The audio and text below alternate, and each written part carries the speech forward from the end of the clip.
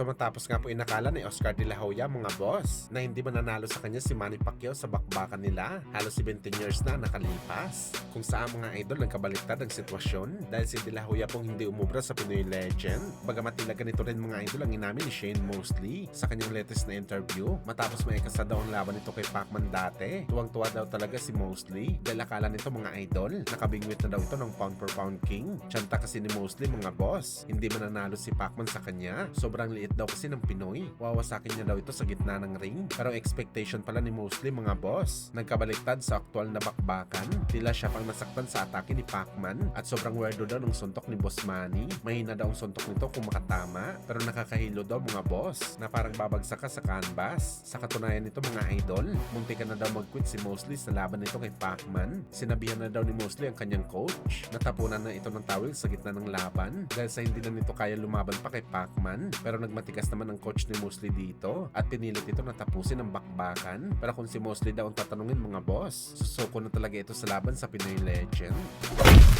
Samantala isang linggo na lang nga po mga boss, mangyayari na ang sagupaan sa pagitan ni General Casimero kalaban si Luis Nery. Kung saan mga idol, marami po sa mga Pinoy boxing fans natin ang nagsasabi na maaga daw natin malalaman mga boss kung sino ang mananalo sa bakbakan ni Casimero at Nery. Pinagbasihan nila kasi ito mga boss sa mga laban ni Casimero kung saan mga idol, sakaling umabot daw ang laban ng round 5 at hindi pa daw nakuha ni General Casimero ang panalo via knockout. Talagang delikado daw nga abutin ito kay Luis Nery sa laban. Sa first quarter lang daw kasi ng laban si Casimero mabagsik at humihina ito sa mga huling bahagi ng bakbakan. Kaya kailangan talaga ni Nery mga boss na kumapit hanggang matapos ang round 4. Pagurin lang nito si Cuadro Alas muna, saka ito umatake ng malupit sa Pinoy sa huli. Pero malaking tanong dito mga boss, kaya ba umiwas ni Nery kay Casimero sa loob ng round 4? Dahil sigurado tayo mga boss, hahantingin talaga ito ni Casimero sa umpisa pa lang ng laban.